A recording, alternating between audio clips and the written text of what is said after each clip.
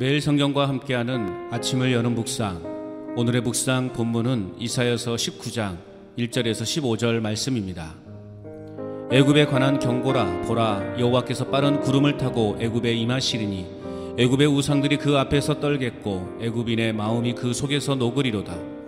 내가 애굽인을 격동하여 애굽인을 치리니 그들이 각기 형제를 치며 각기 이웃을 칠 것이요 성읍이 성읍을 치며 나라가 나라를 칠 것이며 애굽인의 정신이 그 속에서 쇠약할 것이요 그의 계획을 내가 깨트리리니 그들이 우상과 마술사와 신접한 자와 요술객에게 물으리로다.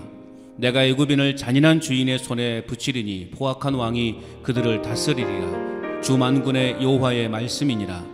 바닷물이 없어지겠고 강이 잦아서 마르겠고 강들에서는 악취가 나겠고 애굽의 강물은 줄어들고 마름으로 갈대와 부들이 시들겠으며 나일 가까운 곳 나일 언덕 초장과 나일 가까운 곡식밭이 다 말라서 날려가 없어질 것이며 어부들은 탄식하며 나일강에 낚시를 던지는 자마다 슬퍼하며 물 위에 그물을 치는 자는 피곤할 것이며 세마포를 만드는 자와 배 짜는 자들이 수치를 당할 것이며 그의 기둥이 부서지고 품꾼들이 다 마음에 근심하리라.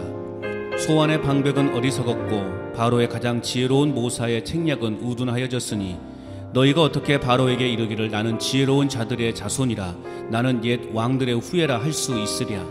너희 지혜로운 자가 어디 있느냐. 그들이 만군의 여호와께서 애굽에 대하여 정하신 뜻을 알 것이요 곧 내게 말할 것이니라.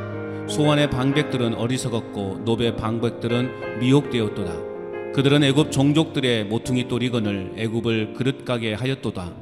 여호와께서 그 가운데 어지러운 마음을 섞으셨으므로 그들이 애굽을 매사에 잘못 가게 함이 취한 자가 토하면서 비틀거림 같게 하였으니 애굽에서 머리나 꼬리며 종려나무 가지나 갈대가 아무 할 일이 없으리라. 아멘. 오늘의 묵상 제목은 하나님의 절대 주권 아래 사는 삶입니다. 하나님의 절대 주권을 인정하며 살아가는 삶이 지혜로운 인생입니다. 그렇다면 절대 주권자이신 하나님이 어떻게 행하십니까? 첫째는 1절에서 4절입니다. 인간의 모든 노력을 무기력하게 하십니다. 절대적인 힘을 가지고 있었던 애굽을 꺾을 만한 나라가 없었습니다. 그런데 하나님께서 빠른 구름을 타고 애굽에 임하심에 애굽의 우상들과 모든 사람들은 두려움에 빠집니다. 그들은 개인적 갈등을 넘어 성읍 간의 갈등으로 이어지고 나아가 범국가적 차원의 분열로까지 이어지게 됩니다. 이와 같은 난관을 해결해보고자 그들은 우상과 마술사와 신접한 자 그리고 요술객을 찾아다니며 도움을 얻으려고 합니다. 그러나 그들 나름의 자구책은 아무런 효과도 가져오지 못합니다. 그의 계획을 내가 깨트리리니 내가 애굽인을 잔인한 주인의 손에 붙이리니. 우상은 아무런 능력도 행할 수 없는 사람의 손에 의하여 만들어진 것들입니다. 그렇기 때문에 그러한 것들에게 도움을 구한다는 것은 허탄한 것에 될 수밖에 없습니다. 하나님은 애굽 사람들의 모든 계획을 무기력하게 하신 후에 그들을 포악한 왕의 손에 넘겨 고통을 가중시킬 것이라고 선포하십니다. 하나님의 주권 아래 있지 않으면 그 어떤 권력이나 지혜, 기타 어떤 조건도 내 자신을 위한 수단과 방법이 될 수 없습니다. 오히려 그것들이 내 인생을 파멸로 이끌어 갈 수 있는 도구가 될 수 있음을 결코 잊어서는 안 될 것입니다. 그러므로 언제나 하나님의 임재 앞에 선 내 자신은 겸손해야 합니다. 그리고 내 인생의 주권이 하나님께 있음을 인정해야 합니다.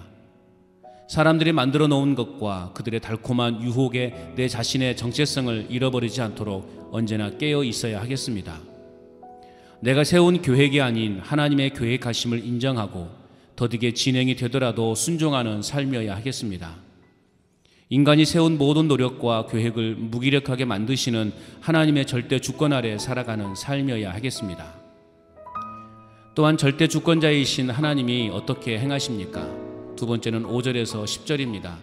인간의 모든 경제를 무의미하게 하십니다. 하나님의 심판의 결과는 참으로 엄청납니다. 애굽을 대표하는 거대한 나일강이 마르고 악취가 나며 갈대와 부들이 시들어 버릴 것입니다.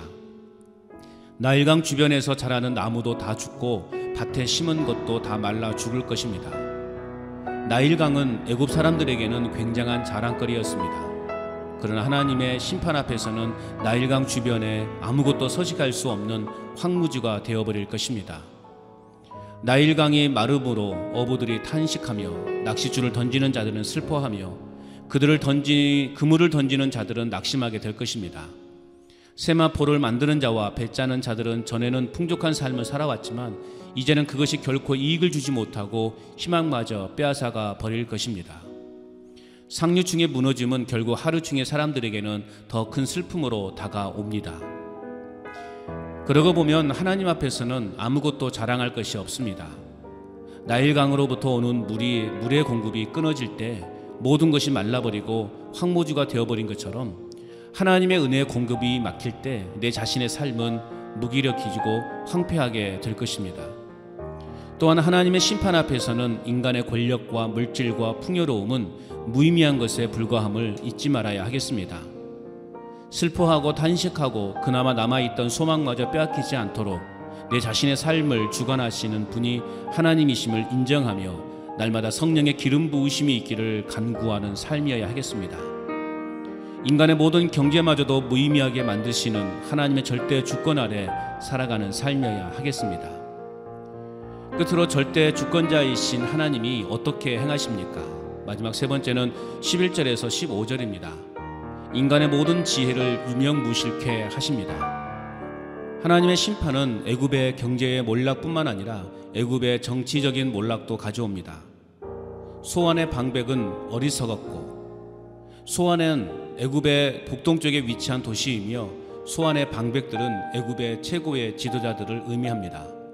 그들은 본래 지혜로운 자들이었고 왕의 모사로서 책략을 세우는 자들이었으며 옛 왕들의 후예였습니다.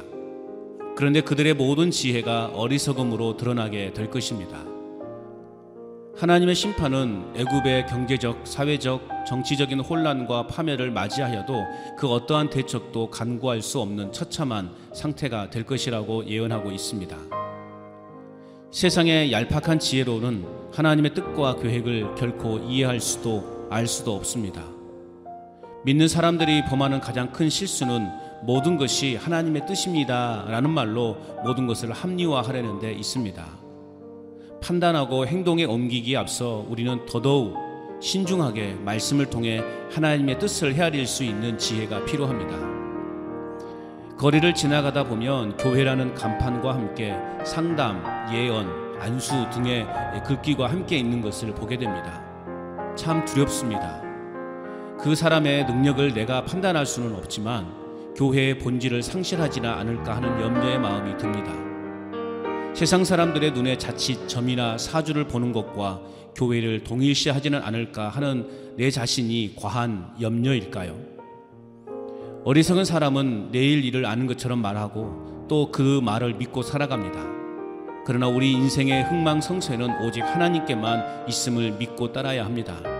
하나님만이 내 인생에 놀라운 일을 행하실 수 있으며 내 인생을 도우실 수 있는 분이십니다. 내일의 주권을 가지신 하나님을 경외하는 것이 진정 지혜로운 삶임을 고백합니다.